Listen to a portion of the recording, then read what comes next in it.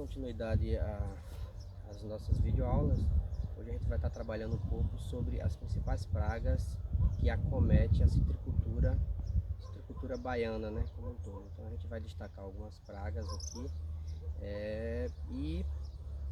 principalmente destacar alguns controles e em algumas situações indicar algumas alternativas para superar essas dificuldades dentro da citricultura, né? E assim, nesse primeiro momento a gente queria destacar a questão da escama farinha, né? A escama farinha é um tipo de conchonilha, carapaça, uma das mais importantes, que traz significativos prejuízos para a citricultura. Por quê? A escama farinha, ela tem uma característica bem específica que ela acaba acometendo a planta principalmente no caule e em partes mais de ramos mais grossos, né? Então ela tem a sua atuação ou o seu ataque bem localizado, né? Que é na parte central da planta, tronco e caules bem definidos. E assim, quais são os principais problemas causados pela escama farinha? A gente sabe que as conchonilhas em si são insetos do grupo de sugadores. Então, quando essa conchonilha está se alimentando da planta, ela vai desidratando a planta como um todo, principalmente nos pontos que ela vai estar sugando, e isso pode trazer prejuízo futuro, porque vai debilitar a planta pelo fato de estar sugando a seiva, então vai limitar o fluxo de água e nutrientes na planta. Esse caule desidratado em situações mais extremas, o que é que acontece? Ele vai começar a rachar e a partir do momento que ele começar a rachar, isso passa a ser uma ferida aberta, então permite, né, oportuniza que fungos de solo, a exemplo da fitófora, que vai gerar gomose, se aproveite desse ambiente aberto e possa estar infectando a planta. Então isso, digamos que são os problemas, os efeitos colaterais indiretos, né, do ataque da conchonilha. E em ataques mais severos pode levar até a morte da planta. Então é uma praga que a gente tem que estar monitorando com frequência, porque as principais vias de disseminação da escama farinha é através do vento e pelo próprio homem. Então o ato de manejar a cultura pelo homem já é uma forma de estar disseminando. Então a gente vai mostrar para vocês identificar na planta atacada pela escama farinha, e vocês vão ver, né, essas questões que a gente está colocando aqui. Então ela é uma praga importante e que em alguns casos tem alguns agricultores que não dão a devida atenção, o fato de atacar mais o tronco, que é mais resistente, mas em estágio avançado ele vai perceber que os prejuízos de fato são significativos. A gente quer destacar alguns controles possíveis para utilizar, né, a questão da escama farinha, que aí um dos principais bases de controle da escama farinha é a utilização de óleos minerais ou vegetais, né? E aí quando se trabalha só com a utilização do óleo, se eleva a concentração para 1 a 2% do volume de óleo, com aplicação em jato dirigido diretamente ao tronco e às partes acometidas pela praga. Há a possibilidade também da utilização da associação do óleo com inseticidas. Geralmente são inseticidas sistêmicos, bastante comuns, neonicotinoides, e inseticidas à base de piretroides, que tem a ação mais de choque, mais direta. Então geralmente são essas duas bases que são mais utilizadas para o controle da escama farinha. Porém, vale salientar e destacar que se deve evitar a utilização de inseticidas piretroides em sequência e também em períodos mais quentes, para não levar a uma situação de desequilíbrio, porque a aplicação de piretroides pela ação de choque, o que é que acontece? A gente pode não ser tão seletivo e acabar matando ou acometendo alguns inimigos naturais e vai gerar um desequilíbrio do meio. Então, sempre que possível que for utilizar qualquer inseticida ou qualquer produto de controle fitossanitário, deve-se consultar um engenheiro agrônomo para melhor orientar nesse sentido. Então, e assim, agora a gente vai demonstrar, né, uma planta infectada. A gente está em um pomar aqui, um pomar jovem, ainda em fase de desenvolvimento, um pomar com 3 anos e meio, porém já tem esse problema em algumas plantas. Então a gente vai destacar uma planta que já está com estágio relativamente avançado. Vocês vão perceber as consequências.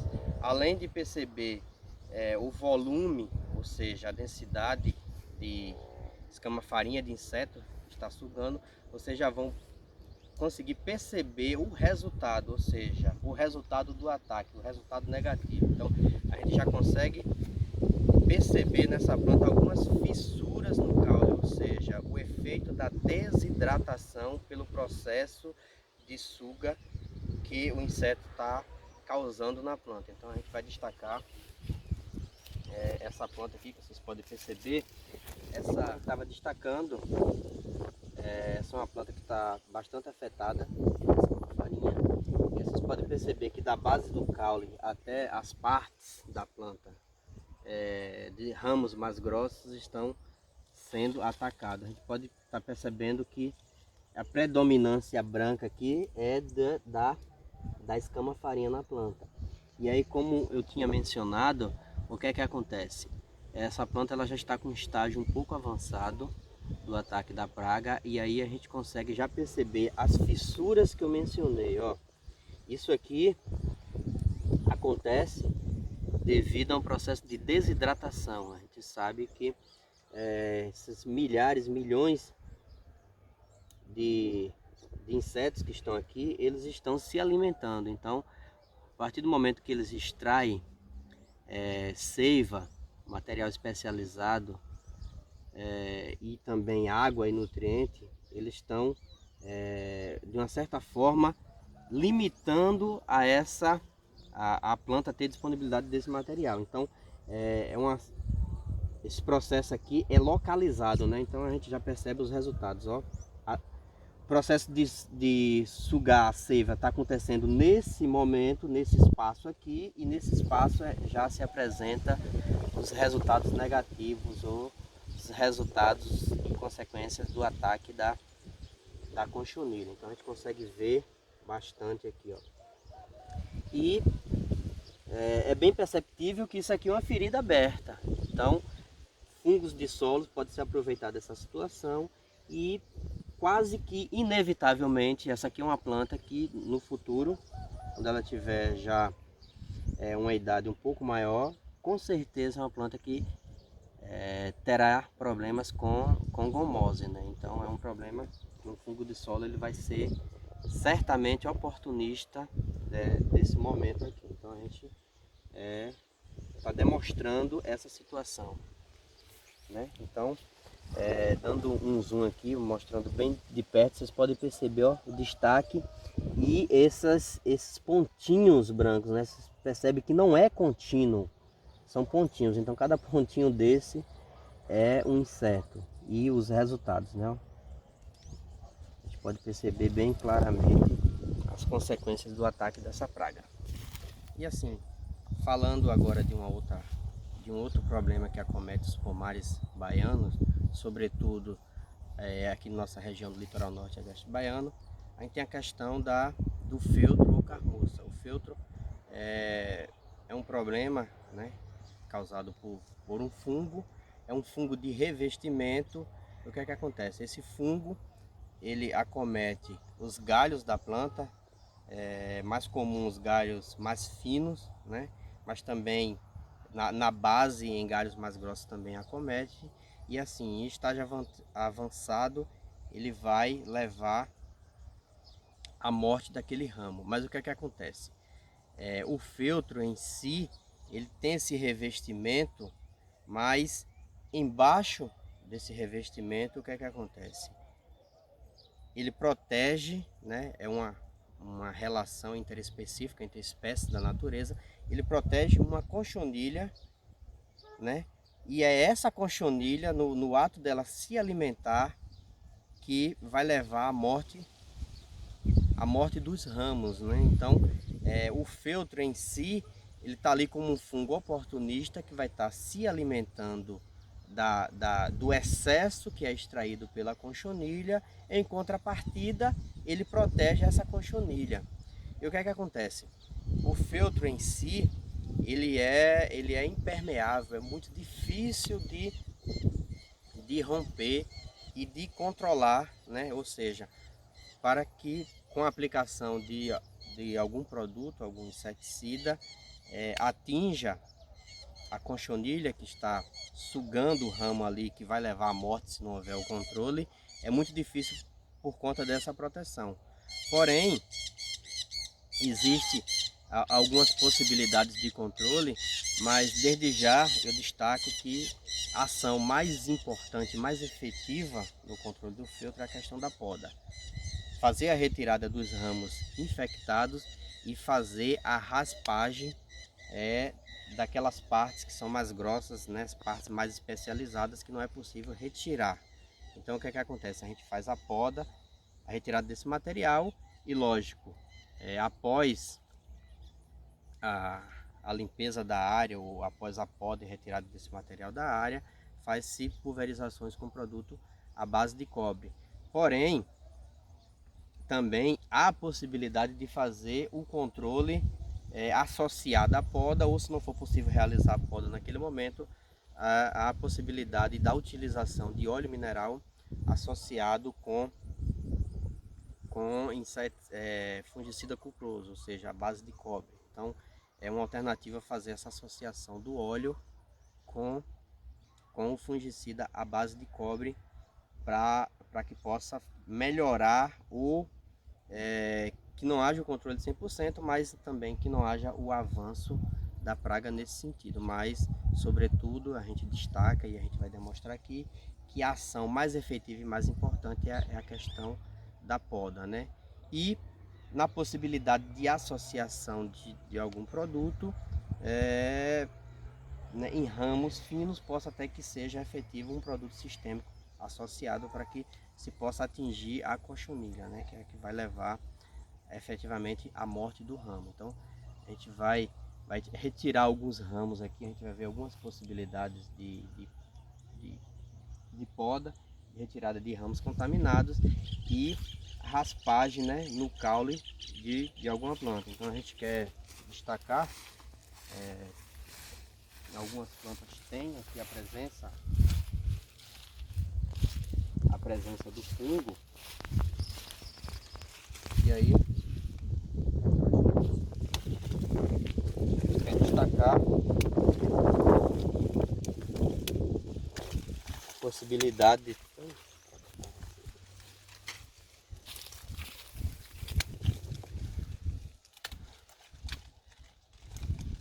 alguns ramos infectados que a gente está retirando com a utilização do alicate, o alicate de poda.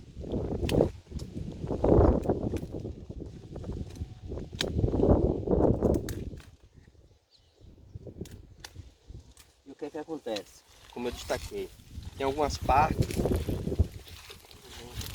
que não é possível, né, que são ramos mais grossos, que o corte aqui seria um prejuízo, né? Então a gente pode fazer essa raspagem, tirar o excesso. Lógico que a gente, se for fazer essa raspagem 100%, ela é um pouco complicada de fazer, mas vocês percebem aqui que não há dificuldade para que essa camada seja retirada, porém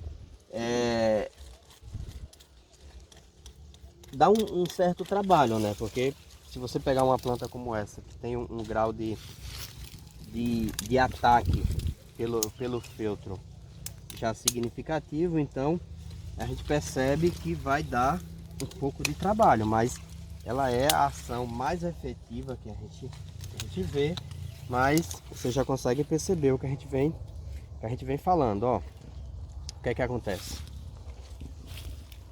Um ramo com estágio bastante avançado. o fungo na base. Aqui a conchonilha com certeza estava aqui embaixo, se alimentou, né? E esse envolvimento levou à morte desse ramo. Como já está, né, em processo esse ramo também, a gente já consegue perceber que o ramo está relativamente debilitado e o revestimento bastante intenso, né? Deixa eu raspar aqui ver se a gente encontra essas conchonilhas que são as principais responsáveis por levar à morte desses ramos. Então é bastante importante que se haja esse controle.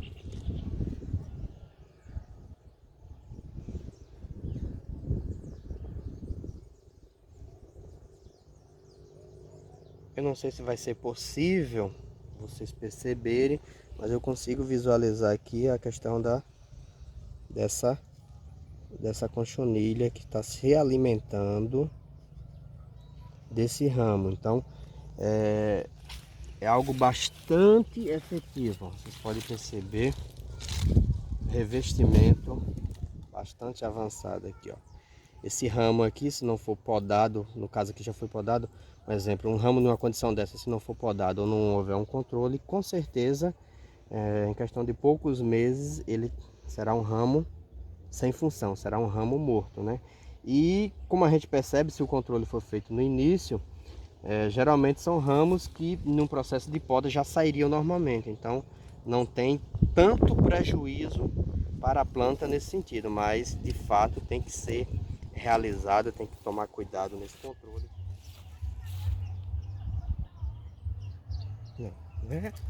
Não é ciranda?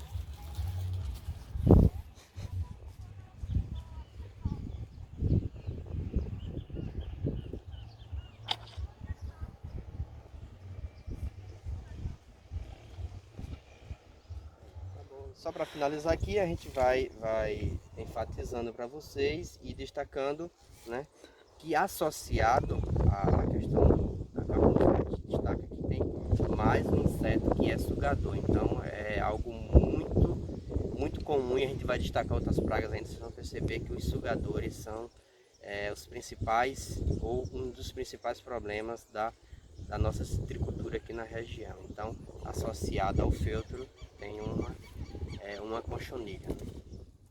Assim como a gente já tinha destacado, aqui a gente está numa área agora que é um exemplo